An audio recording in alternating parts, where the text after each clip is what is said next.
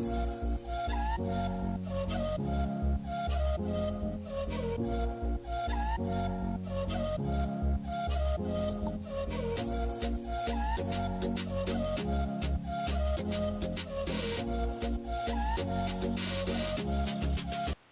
hello friends, my name is Ritesh Jashwal and I am from NIT Jamshedpur. And yes, friends, this is our third part of nuclei. And we have covered some important questions in our first part and second part, but still some questions have been left. So, we have decided to make a third part of it. And so, this is our going to our last part of this. And in upcoming days, I will be uploading questions from the topic of whole series on electricity and magnetism. So, student, please tune and yes, don't forget to subscribe and like my channel. So friends, I think without any other further delay, we can start. Yes friends, let's see our first question for today. What it says, let me read question for you. It says that bismuth 83 can disintegrate by either by alpha or beta decay. Then we have to find the respective equation, and if the T half is 1 hour, then we have to find the composition of mixture after 1 hour. And given weight of bismuth is 1 gram. And one the data I forgot that the ratio the alpha by beta means the probability of alpha by beta decaying ratio is 7 by 13, means when it decays 13 times from with beta and 7 times with alpha. So with these data we have to calculate. So first write down the equation. So first let's calculate the equation for alpha. So let's write, we have bismuth and it is 83 and its mass is given 200 and let's see, let me see friends, it is 213 and when it decays it will first form helium, means alpha H2He4, and some, let's say we do not know element, so let's say it is X and its mass atomic number will be 81 and atomic mass will be how much, it is will be 208. 208. And friends, when you will see in the periodic table, you will find that it is nothing but a titanium. So friends, in the question it may does not ask what is the element, because the periodic table may not be with yourself. So but you have to but you know how to write it. So this is the way how we write it, and we can see these things are going to give us same value, and these things on LHS and RHS on summing up give the same value. So yes friends, in similar way we write beta equation, means beta decay. So yes friends, let's write it also for beta decay. What we can write friends, we have bismuth 83, 200 and 213, 83, and it goes to form after beta decay it will just form means one atomic number will increase bismuth and the bis and 218 and plus a beta particle.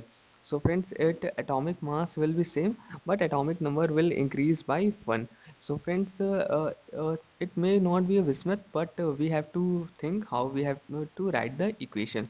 So friends, I hope these two equations are clear to you. Now let's see on the second part, means composition. So as its half-life is 1 hour, so its initial mass was 1 gram. So after 1 hour, how much mass it will have? 0.5 gram. And the ratio in the probability in which it was distributed is 7 by 13.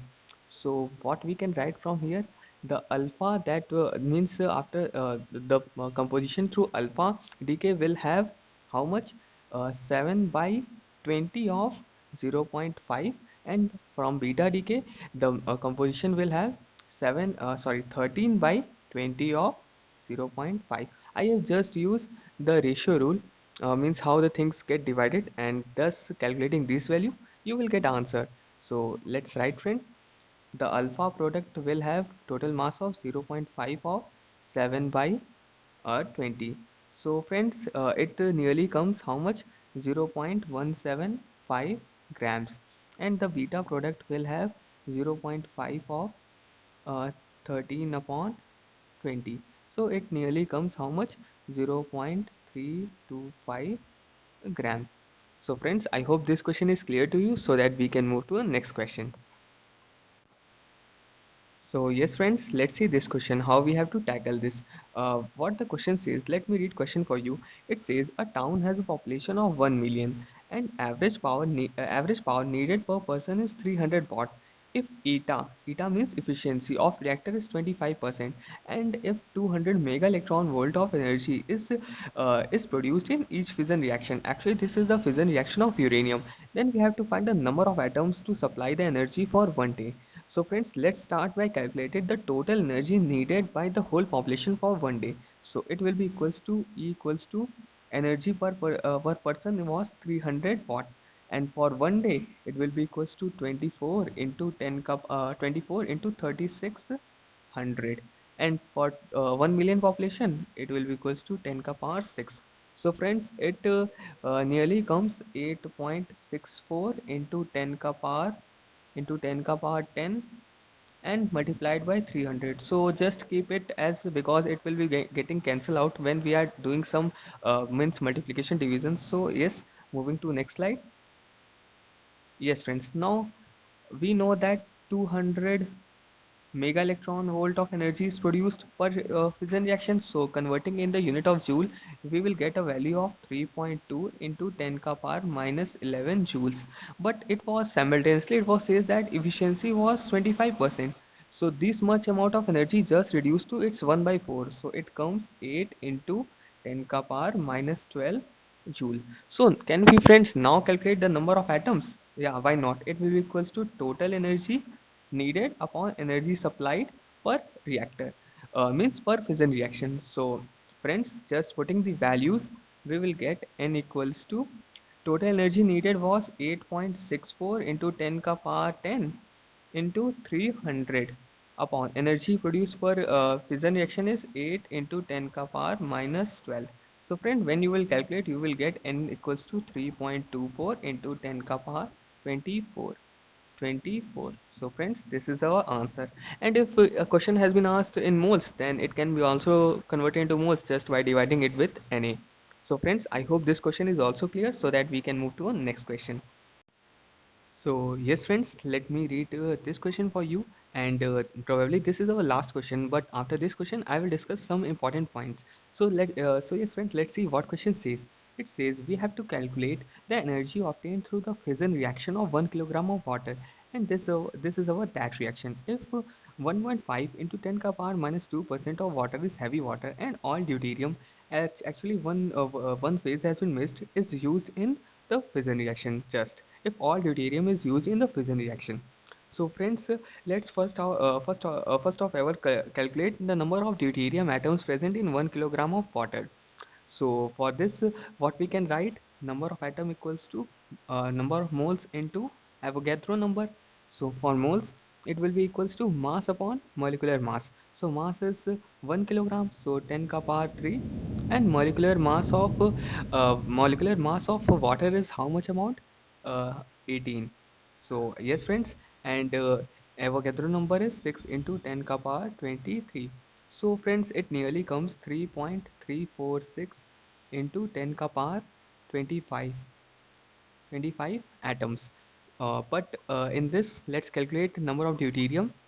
So first, number of deuterium equals to, it will be equals to 13.346 into 10 ka power 25 and 1.5 into 10 ka power minus 2%. So calculate converting it into decimals, it will be equals to 1.5 into 10 ka power minus 4. So friends, just keeping it in this, because in the further it will be getting cancel out. So friends, now for calculating the energy, we will first calculate the Q value of that reaction, means the excess energy. So it will be equals to 2 times mass of 2 times mass of deuterium, because it was 1H2. So 1H2, and it was 2 times minus mass of product, and it was mass of 1H3, means tritium. And this and one proton was also there, so one mass of 1H1, and this multiplied by c square. So friends, when these three values will be given in questions, so when you will put it, you will get a value of 4.54 mega electron volt, and just converting in the joules, it will be 7.26 into 10 ka power minus 13 joules. So this is gained from one reaction. So total number of atoms that we have, we just multiply it with them. So total energy equals to a reaction from one energy, it was 7.26 into 10 ka power minus 13, and total number of atoms we have 3.34 into 10 ka power 25 into 1.5 into 10 ka power minus 4. So friend, it comes 63644 mega joule. So friends, I hope this question is clear to you. It's actually, this question has just combined our some chemistry with physics. Nothing concept has been same. So friends, let's move to our next points. So yes friends, let's see some important points. Actually friends, you could remember that in our beta or beta positive decay, we get electrons which we say as betas, and neutrino and antineutrino, and the Q value that we get from that reaction comes in the form of kinetic energy of beta and beta positive, and neutrino and antineutrino, and if either these do not get any share, then this will have maximum value. So this point was just to remind you that equation. So now now let's see this equation, what it says.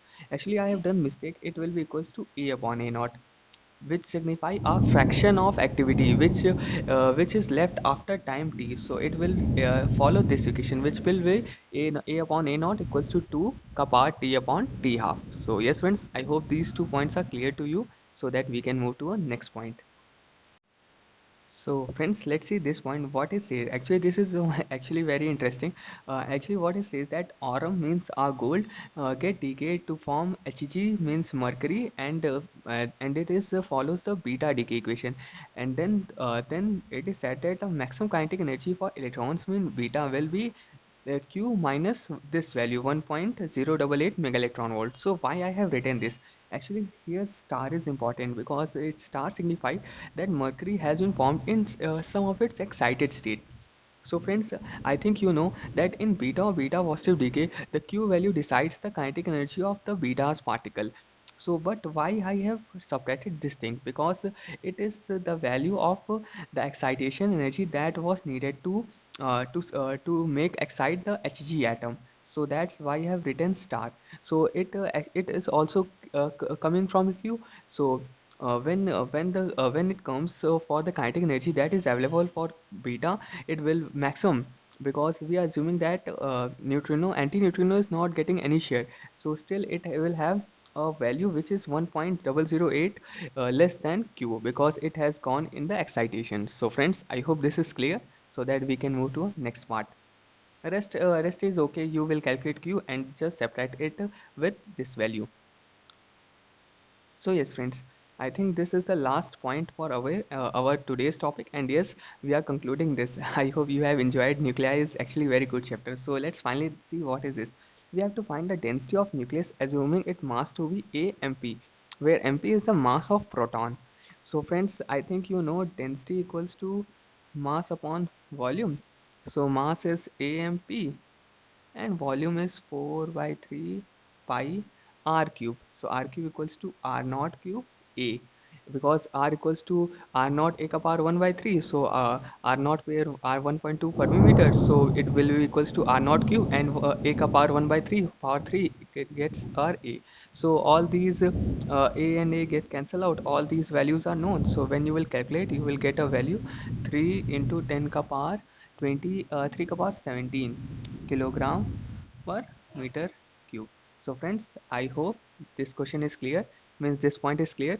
So friends, thanks for watching, and yes, don't forget to like, subscribe my channel, because I am uploading with my full potential. So friends, keep supporting, and yes, stay tuned. So thank you friends.